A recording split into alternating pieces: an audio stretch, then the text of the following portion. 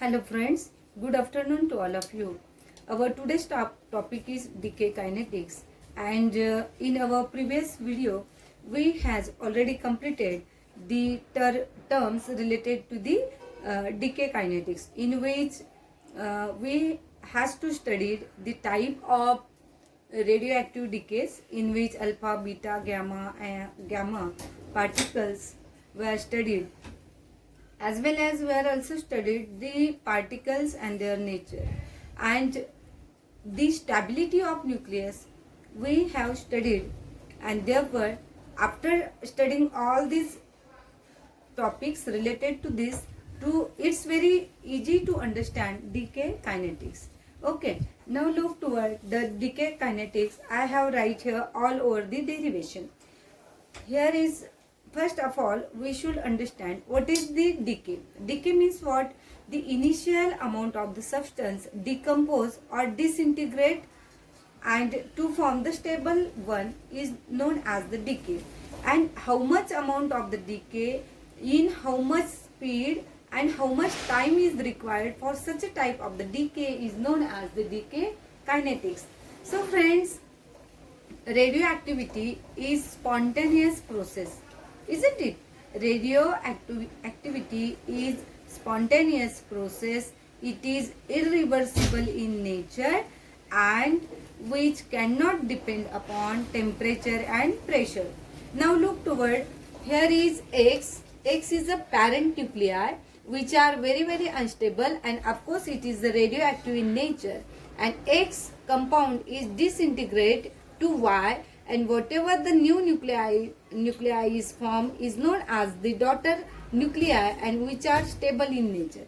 Now it's our concern to that find out how much amount of the substances is lost during the disintegration process and how much time is required for such a type of the transformation. Therefore, I am write here the equation, that is a minus dN by dt is directly proportional to n. Then we should understand, before going to look toward the derivation and next step, what is the n? N is the number of atom and which is decreased with time t, which are present in the starting material X. Okay, N0 is the number of atom present initially at time t0. If you recall that, it is the first order kinetics. Okay, now when we integrate the above equation by using N0 and N, that is integrate minus dN by dt N0 to N, and same thing, t is equal to 0, t is equal to t lambda dt.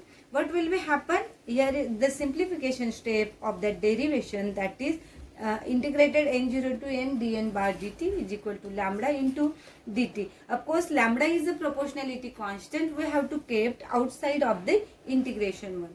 Then after integration, we will be get this term, that is a minus log of n out of the bracket N0 to N.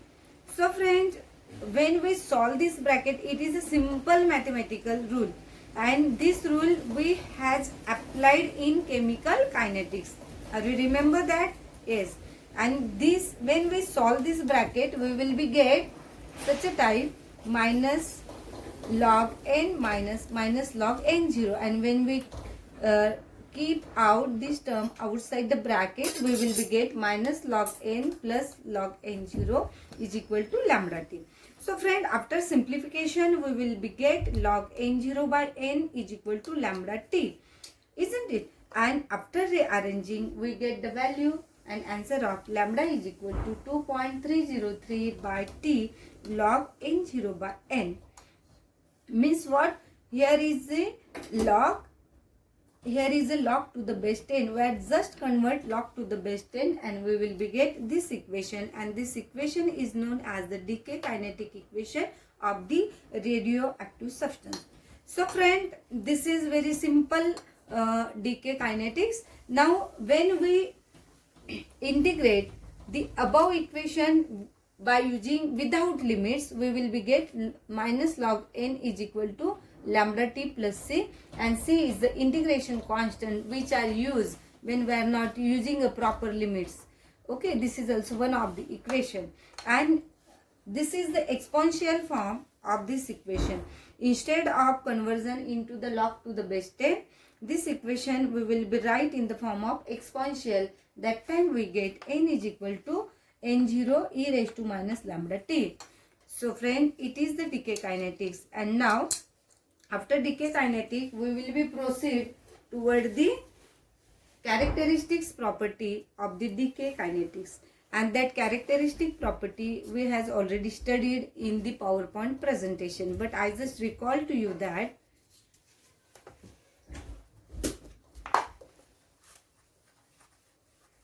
the first characteristic property, that is the half-life period. Okay.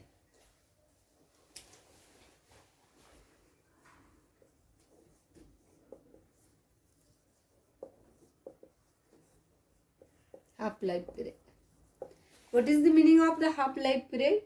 The half-life period is denoted by T1 half, isn't it? And it is the 0.693 by lambda. Half-life period means what?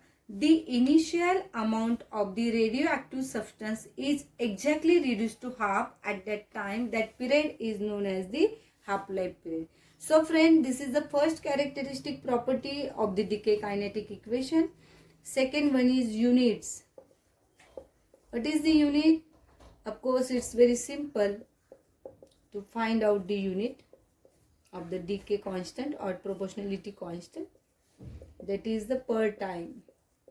And the time in years or hours or minute or second also, which depend upon the nature of the chemical reaction. And third one is the graphical representation.